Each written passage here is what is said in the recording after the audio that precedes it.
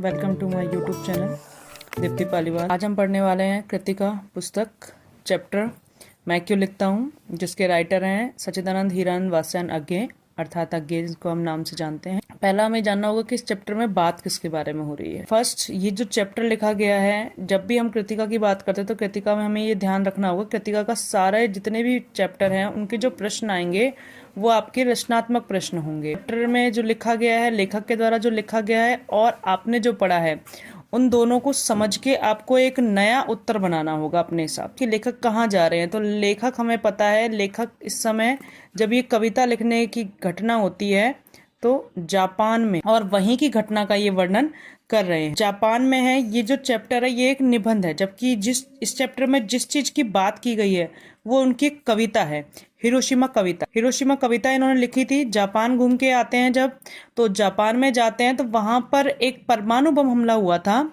Hiroshima पे, है ना, हिरोशिमा और नागासाकी पे। तो हिरोशिमा घूमने जाते हैं, जब जापान जाते हैं तो यहाँ खुद अज्ञे जी लिखते हैं कि जब वो जापान जाते हैं तो वहां जाते हैं तो उन्हें पता चलता है कि किस प्रकार से एक परमाणु बम हमला किया गया और जिसका कितना भयानक प्रयोग, कितना भयानक असर जो था उस स्थान पर पड़ा, वहाँ के रहने वाले लोगों के ऊपर पड़ा।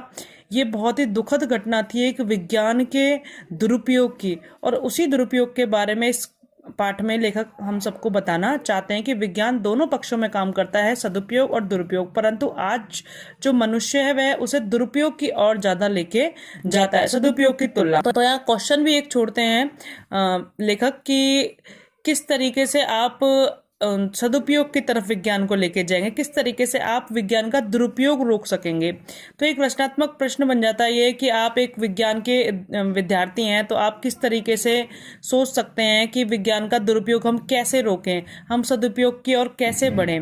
बच्चों को, आगे आने वाले बच्चों को किस तरीके से बताएं कि विज्ञान का सदुपयोग करना बहुत जरूरी है दुरुपयोग की तुलना में। तो यह एक, हम कह सकते हैं कि ये जो कविता है, हिरोशिमा जो कविता है, ठीक है, वो उनके मन की भावनाएं हैं। जब वो वहां घूम रहे हैं तो वो दुखी हुए हैं और उन मन की भावनाओं को वहां पर व्यक्त कर रहे हैं। लिखने का असली कारण क्या होगा, तो वो अपने लिए और अन्य लेखकों के लिए, दोनों के लिए लिखने का कारण कहते हैं कि दोनों के लिए दो रूप से काम करते हैं, एक अंत्य और बाह्य। अंत्य रूप जो होता है वो व्यक्ति के आंतरिक रूप से निकलने वाली भावनाएं अंत्य कारण बन जाती हैं, परंतु जब हम बात करते हैं बाह्य रूप की, तो बाह्य रूप में क्या होता है कि दो रूप में बाह्य रूप काम करता है। एक, जब किसी व्यक्ति पर दबाव डाला जाए किसी चीज को लिखने का, जैसे मान लीजिए किसी को कोई समाचार या कोई घटना लिखनी है और उसके ऊपर किसी एडिटर का, संपादक का दबाव डाला जाए तो वह लेखन करता है। तो वह लेखन मजबूरियों के तहत हुआ, उसके खुद के मन से नहीं हुआ। तो इसलिए बाह्य लेखन, बाह्य लेखन में एक और पक्ष आता है, वो आता है जब कोई लेखन इसलिए किया जाए लेखक के द्वारा कि उसको यश, प्रसिद्धि और धन कमाना हो, तो भी वह बाह्य रूप में ही गिना जाता है। तो इसलिए लेखन के जो प्रकार हैं वो दो प्रकार बता दिए हैं लेखक ने, कि एक आंतरिक और एक बाह्य। अधिकतर लेखक जो होते हैं वो बाह्य कारणों के कारण लेखन करते हैं, परंतु यहाँ अज्ञे जी बताना चाह रहे हैं कि उनका लेख जो है वो आंतरिक कारणों के कारण हुआ है। लेखक व कृतिकार में अंतर, अब जब कोई सामान्य घटना को लेकर कोई सामान्य सी सूचना दी जाती है, कोई सामान्य घटना को लेकर कोई समाचार या लेखन किया जाता है, तो वह लेखक कहलाएगा, उसको लिखने वाला लेखक कहलाएगा और वह घटना लेखन कहलाएगी। परंतु कृतिकार और कृति क्या होती है, ये प्रश्न आपसे पूछता है कि लेख और कृति, लेखक और कृतिकार, इन दोनों में क्या भिन्नता है। तो हमें ध्यान रखा होगा, जब किसी भी सामान्य घटना को लेकर लेखन किया जाता है जिसमें उस लेखक की कोई भी आंतरिक भावनाएं शामिल नहीं होती हैं, वो केवल बाह्य कारणों से लिखा जाता है, तो वह लेख कहलाता है, उसको लिखने वाला लेखक कहलाता है। परंतु जब कोई भी रचना, किसी भी घटना का वर्णन लेखक अपनी आंतरिक भावनाओं को जोड़कर अपने मन में होने वाली छटपटाहट, बेचैनी को बताते हुए, अपने दुख को व्यक्त करते हुए करता है, तो वह रचना कृति बन जाती है और उसको लिखने वाला कृतिकार हो जाता है। जैसे यहाँ अज्ञे जी ने जापान की घटना का वर्णन किया है। उसके बाद आता है लेखक के लेखन के कारण क्या है। अभी तक तो एक सामान्य लेखन के कारण, अब ये पूछ रहे हैं लेखक के लेखन के कारण क्या है। तो लेखक के लेखन के भी हमारे पास दो कारण सामने आते हैं। पहला, लेखन करते समय आंतरिक कारण, कि जब वह जापान में गए हैं, घूम रहे हैं, तो वहाँ कोई एक ऐसी स्थिति को देखकर उनका मन बहुत अधिक द्रवित उठता है, दुखी उठता है कि वो अपनी भावनाएं सबके सामने रखने को मजबूर हो जाते हैं। जो उनके मन में बेचैनी है वो उससे मुक्ति पाने के लिए लेखन करते हैं। दूसरा कारण उनका जो बाह्य था वो था कि वो जब जापान में घूम रहे हैं, वहाँ के परिवेश को देख रहे हैं, वातावरण को देख रहे हैं, तो वो उस परिवेश और वातावरण वो सभी उनके लिए बाह्य कारक बन रहे हैं लेखन करने का। उसके बाद पूछता है अनुभव और अनुभूति क्या चीज होती है। तो अनुभव और अनुभूति बहुत छोटे से ऐसा लगता है कि सेम सेम से हैं, परंतु ये सेम नहीं है, समान नहीं है। इन दोनों में अंतर है कि अनुभव क्या होता है। अनुभव को हम अगर इंग्लिश में बात करते हैं हम एक्सपीरियंस बोल देते हैं, ठीक है। अनुभूति मतलब हम फीलिंग्स बोल सकते हैं अपनी। तो अनुभव, लेखक जब जापान में घूम रहा है और वहाँ पर जापान के लोगों से बातचीत कर रहा है, अस्पतालों में जा रहा है, वहाँ जाके घूम रहा है, वहाँ जाके बातें कर रहा है, वहाँ की जो स्थिति है हिरोशिमा की वो स्थिति को देख रहा है, वहाँ के वातावरण को देख रहा है, और वह जान पा रहा है कि विज्ञान का यह कितना भयानकतम दुरुपयोग था। तो वह एक्सपीरियंस इकट्ठे कर रहा है, अनुभव इकट्ठे कर रहा है। जब वह लोगों से सुनता है कि ऐसी कोई घटना हुई थी, ऐसे हुआ होगा और इस तरीके से घटा होगा।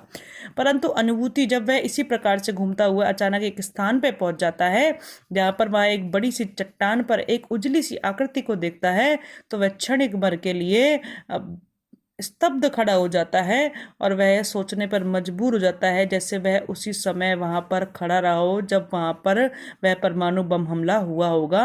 यही उसकी भावनाएं अनुभूति में बदल जाती हैं। वह सोचने पर मजबूर हो जाता है कि शायद यहाँ कोई व्यक्ति परमाणु बम हमले के दौरान खड़ा रहा होगा, जिसके कारण जब परमाणु बम हमला हुआ होगा, जिसके कारण वह व्यक्ति तो धुआं बन के उड़ गया होगा, परंतु उसकी जो छाप है वह पीछे पत्थर पर छप गई हो गई, और यही कारण हो गया कि उनको वहां पर अनुभूति हो जाती है।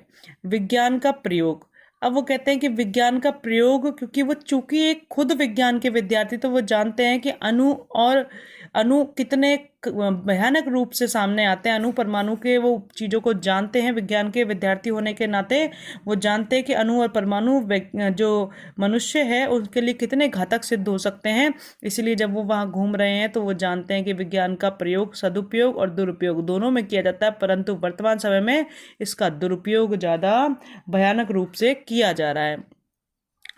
हिरोशिमा की कविता, तो हिरोशिमा की जो कविता थी वो उसी बेचैनी के कारण उन्होंने लिखी थी कि जो उनके मन में आंतरिक विवशता आ रही थी, आंतरिक बेचैनी आ रही थी, उसको दूर करने के लिए वो जो छटपटाहट थी कि विज्ञान का कितना भयानकतम प्रयोग किया जा सकता है और उस प्रयोग का कितना दुष्परिणाम निकल सकता है, यह बताने के लिए उन्होंने हिरोशिमा कविता लिखी।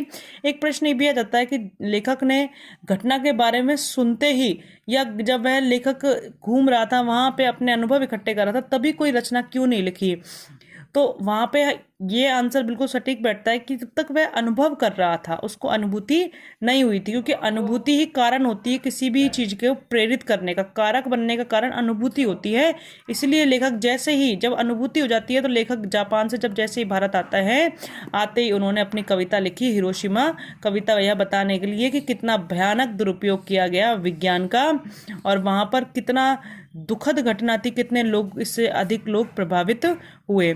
लास्ट एंडिंग जो आती है वो हमारी आती है निबंध का उद्देश्य, ठीक है, कि यहाँ पर कवि बताना चाहता है कि इस निबंध को मैं क्यों लिखता हूँ। ये जो क्वेश्चन पूछा जा रहा है उनके द्वारा, इस निबंध को लिखने का उद्देश्य क्या है, तो वो यहाँ पे बताना चाहते हैं कि एक तो लेखन, जो सामान्य लेख होते हैं और जो सामान्य लेखन होता है वो किस प्रकार से होता है, और दूसरा वो विज्ञान के प्रभाव को बताना चाहते हैं कि किस प्रकार से कि यहाँ पर विज्ञान के हम सदुपयोग और दुरुपयोग दोनों पक्षों के बारे में जान सकते हैं, और बच्चों को यह सिखाना चाहिए कि विज्ञान का हमें सदुपयोग ज़्यादा करना चाहिए, दुरुपयोग के बारे में बताना चाहिए कि उसके कितने भयानक परिणाम हो सकते हैं अगर हम उसका दुरुपयोग करते हैं। तो इस निबंध का उद्देश्य ये एक लेखन के कारण बताना कि आज वर्तमान समय में जो आलसी लेखक हो गए हैं वो किसी भी विषय को उठाकर अपने